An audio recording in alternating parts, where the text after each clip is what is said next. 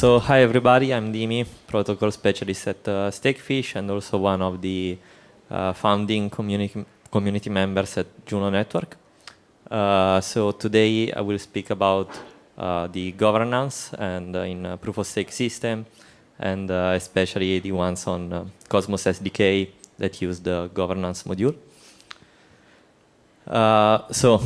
Governance as today. In the recent months, we had some issues around governance, I say. On-chain governance, we have different proposal types.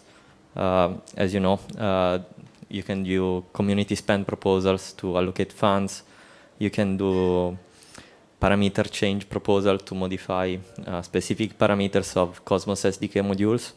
But you also have text proposals that are kind of unlimited powers proposals where anybody can propose anything without any limitation. And I'm not sure if it's ideal. For sure, this kind of governance system is better than nothing, but I think that we can do way better than this. So as we see today, the governance is just one big monolithic DAO where everybody will vote on everything without any distinction. And this causes many issues. For example, in case of emergencies, there is no way to pass through governance proposals because they are not quick enough. One example is in case of a very serious bug is found in the code of the chain. The only way to do that without compromising the chain itself is basically bypassing governance and contacting validators one by one and asking them to basically update the code. And this is not ideal because you are relying on you need to trust on the developers that give you that code, and that's not the best.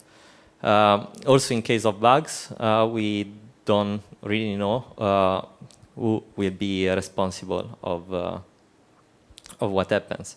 For example, on Juno, we had one mistake by one developer that put one wrong address in a code update, and the funds were moved to a wrong place. Who should be responsible of that? The developer, that's human error, it can happen. Validators, I don't know, should they check the code, should they don't? So it's not very clear who should take responsibility of these mistakes. Some example of the unlimited power proposal that I was speaking about, this is Cerberus chain. I think it's a meme chain. And this is a proposal basically to suicide the chain. And I mean, yeah, with text proposal, you can do literally everything. And thankfully, this didn't pass. It got vetoed immediately by almost everybody. But yeah, this is one example. And the other most famous example is on Juno, the proposal 16, to basically burn the funds of the whale. And this passed. And this proposal specifically was very badly written. And there is a lot to talk about this. I think this proposal generated a lot of hate from the community members to the whale. And basically everybody just voted with their belly and their emotions without really thinking about the future of the chain. And this still reminds us, should be everybody really entitled on vote on anything, or should we split powers of governance in dedicated teams? So yeah, this is the question. How can we solve all these issues that we had? So I would like to introduce you to this concept of SubDAOs. we defined the definition of SubDAOs in another governance proposal that it's already on chain and passed. I don't remember the number. I think on Juno is the 9, if I'm not wrong. Basically, a SubDAO is just a group of people. It can be from 5 to hundreds. Depends on what they need to do, of course, and what kind of efficiency you want. And they have very specific responsibilities. And they have a totally disconnect governance from the main governance. So they have their own voting systems, their internal processes to take decisions. But at the same time, they are still under the control of the main governance layer of the blockchain. So if anything happens, the main governance can still somehow overwrite or disband or change the people that is part of this SubDAO. Another thing that SubDAOs can do, they can have they can trigger specific actions on the topic that are relevant to them directly on chain. And of course, to do this, you need to modify a little bit the protocol of the chain itself to give them this kind of powers, but it's something that we can totally do.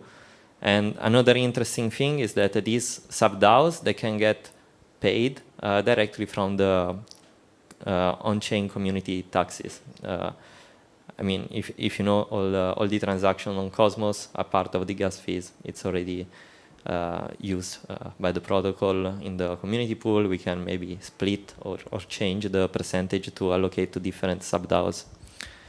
And at the same time, if one of these SubDAOs don't do their job or they act in some malicious way, they can get fined by the community itself, still using the normal on-chain governance system.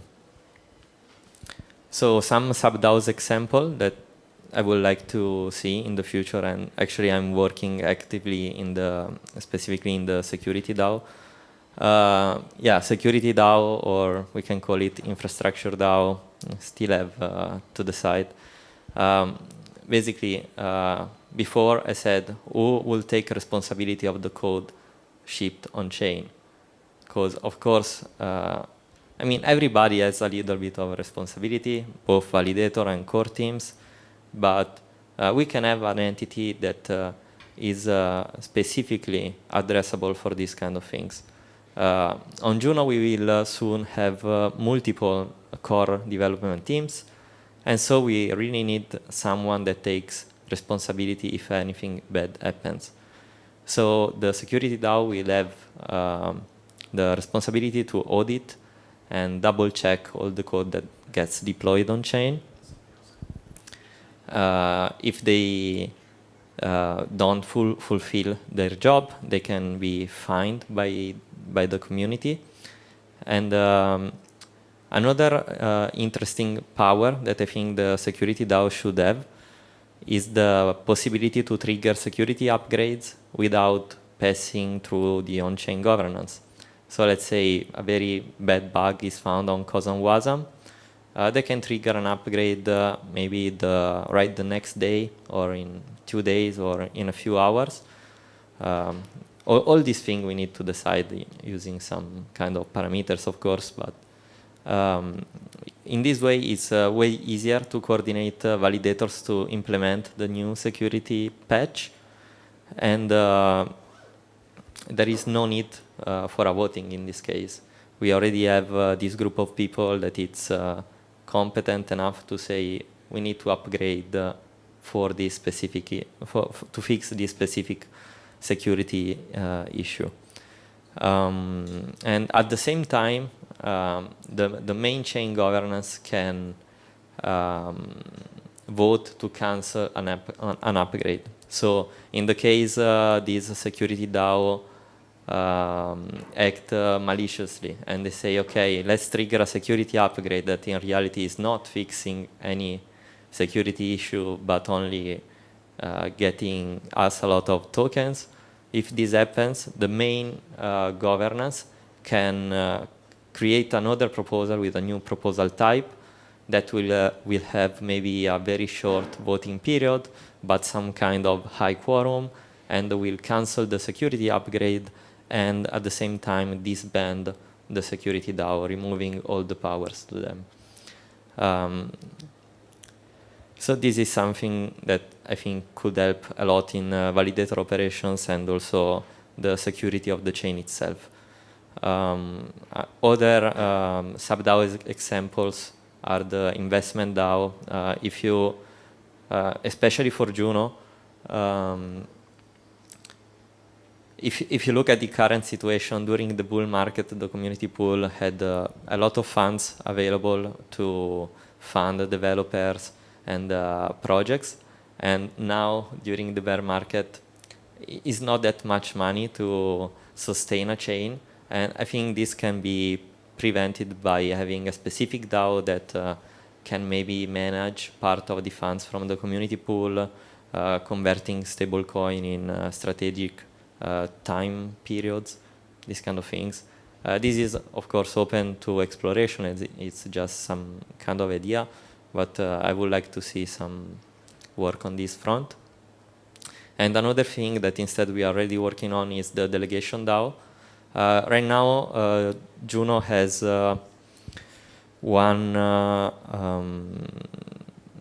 we have the community pool that it's available to everybody through on-chain governance, and there is the core development fund that it's managed by a multi-sig of 5 members only. And this is not ideal.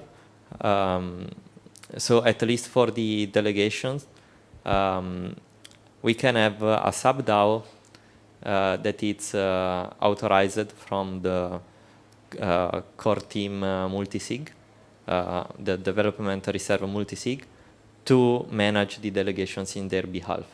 And this can be done using the OutZ module of Cosmos SDK, so it's very easy to do. And the DAO can decide some specific delegation programs, and they can do everything from a very easy UI that it's DAO. If you don't know DAO, it's one project that it's built on Juno network that allows you to create DAOs and manage them using a UI. And all these SubDAOs can easily be smart contracts on DAO just to simplify all the operations. So another thing that I would like to see in the future is a way to limit the text proposal powers. So as we said, right now you can just write whatever you want on the text proposal, and if it will be voted, in theory, developers should develop what is proposed in this text proposal, and then you will proceed with upgrades. I think we should kind of limit the powers of text proposals, and to do so, the best thing we can do is having some kind of guidelines or constitutions or some kind of principle that the community will agree in advance. So basically, we will have a text proposal saying, hey, these are our principle, and we will not go out from it. And this kind of principle or constitution should try to predict every single case. Like we already had one proposal to burn the funds from one wallet, so we can say, we can write in the constitution, we can say maybe, no, burning funds from a wallet, it's totally forbidden. There is no way we can do that. Or you can write, okay, there is this specific process to achieve that. And all these things can be decided in advance and agreed by the community. So in the future, we will not have any more proposals that are totally out of control from nowhere. And if you have this kind of constitution, you also need some teams that are ready to defend it. Because, of course, it's easy to say, okay, let's follow these guidelines, but then if there is nobody willing to defend this principle, nobody will care, right? And this can be another SubDAO. So we can have, or multiple SubDAOs. Yeah, the open question is who should write this constitution, and I think that multiple parties should do that, and they can either collaborate or propose different constitutions, and the community will decide the most popular one or the one most in line with the general thinking of the community itself. Yeah, so this was all I got. Thank you so much.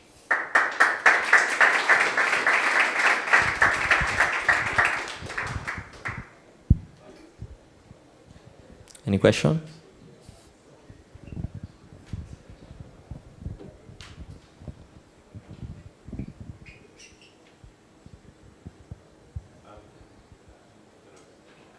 So you mentioned some of what you're implementing in Juno, right? Or in some of the new approaches to governance. Are there other projects that are taking on some of these? So yeah, I was using Juno as an example, yeah. But for example, for the security upgrade, I mean, I think it's important for Wasm permissionless chains, because of course a smart contract chain is more subject to constant security upgrades, but also all the other chains have security upgrades every once in a while. And so for example, making that process easier and simplify validator operation is very important. So even if you don't have DAO or you don't have smart contracts, all of this is still can still be applied basically to any chain. You just need to develop some kind of module and having some kind of subgroup that can handle this stuff. So I use Juno as an example because it's where we are building this in the first place, but it can be used by any chain. Very cool, thanks. Any other questions? Cool, thanks a lot, Dimi. Thank you.